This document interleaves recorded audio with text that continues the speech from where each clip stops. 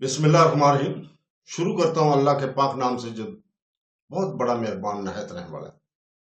دیکھتی آنکھوں اور سنتے کانوں کو السلام علیکم۔ بہنوں بھائیوں، دوستوں اور بزرگوں، اسلامی اسکالر، صوفیہ کرام، ثقافتی ورثے، اسلامی فلسفے، اسلامی تصوف اور تاریخی شخصیات کی معلوماتی سیریز کی ویڈیوز میں آج ہم سید الوزراء الطحینہ کی سیرت اور ان کے مزار کی تاریخ کو بیان کر رہے ہیں۔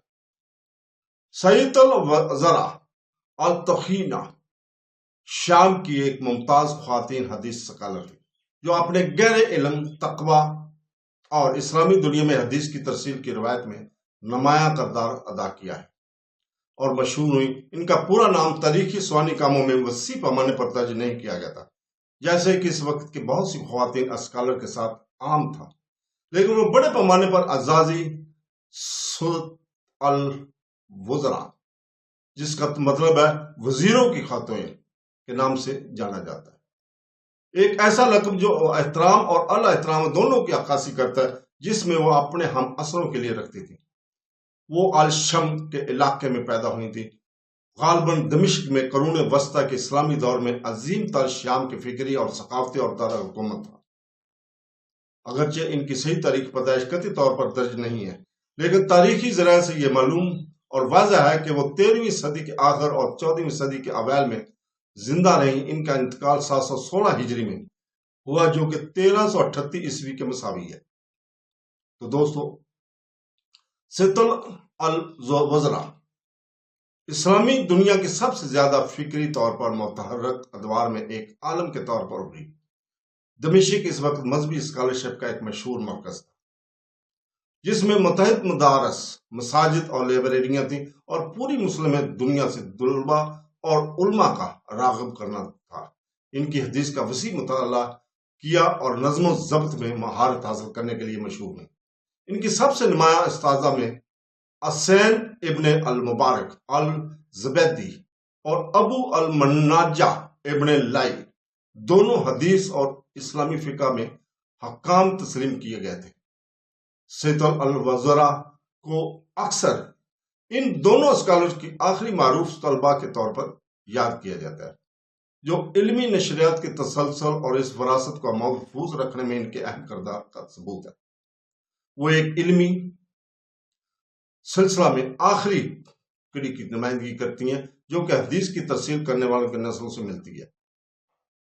اس سلسلہ میں ان کا مقام خاص اہم تھا، کیونکہ یہ خواتین کی اسکالرشپ کی روایت کے خاتمے کی علامت ہے، جو الشم میں اچھی طرح سے قائم تھی۔ ام الدارا اور فما بنت عبد الملک بن مروان جیسی سابقہ خواتین کے ساتھ، جو اموی خلیفہ عمر بن عبدالعزیز کی اہلیہ تھیں اور خود ایک عالم سید الوزراء کے جدید اسکالر کا حصہ بنے تھیں۔ محمد اکرم ندوی نے شام میں خواتین کی روایت کو بیان کیا تھا۔ ان خواتین نے نہ صرف حدیث کی ٹرانسمیٹر کے طور پر کام کیا، بلکہ اپنے طور پر استاذہ اور حکام کے طور پر اسلامی تعلیم میں حصہ ڈالا، جدید مفروضوں کو چیلنج کیا کہ اسلامی اسکالرشپ میں صرف مردانہ ہی نہیں۔ سید الوزراء نے دمشق میں عوامی تدریسی نشستیں منعقد کی اور اپنے طالب علموں کو، جن میں بہت سے مرد علماء بھی شامل تھے، وہ حجت حدیث کی منتقلی کا لائسنس دینے کے لیے جانا جاتا تھا۔ وہ خاص طور پر ان کی درستگی، یادداشت اور پرہیزگاری کی وجہ سے قابل تعریف تھے۔ ان کے علم صرف حدیث تک محدود نہیں تھا۔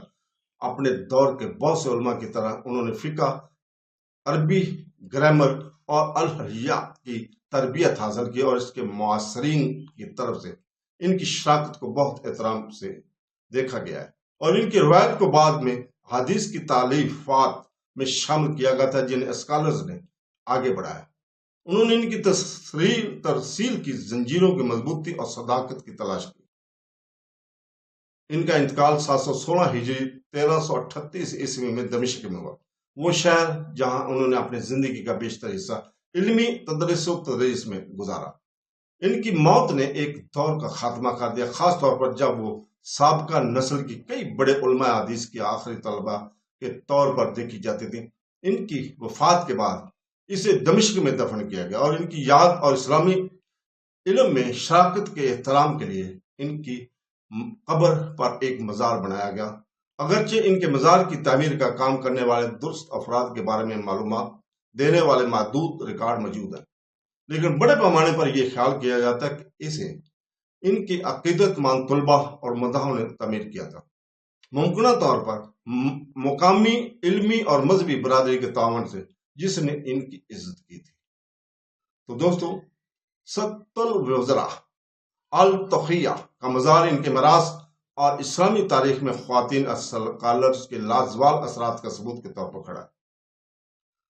یہ اسلامی تعلیمات کی تحفظ اور نشر و اشاعت میں خواتین کے کردار کی یاد دہانی کے طور پر کام کرتا ہے، جس کی اکثر تعریف نہیں کی جاتی۔ اسلامی تاریخ اور حدیث کے علوم کے طالب علموں کے لیے ان کا نام اس فکری قوت کا ایک مینار ہے جس نے قرون وسطیٰ کے دمشق اور الشام کے وسیع علاقے کو نمایاں کیا تھا۔ ان کی زندگی ام درد اور فہمہ بنت عبد الملک جیسی سابقہ خواتین اسکالر کی میراث کو پالتی ہیں، جو اسلام کے قلب میں خواتین کے علمی شراکت کے تاریخی تسلسل کو آگے بڑھاتی ہیں۔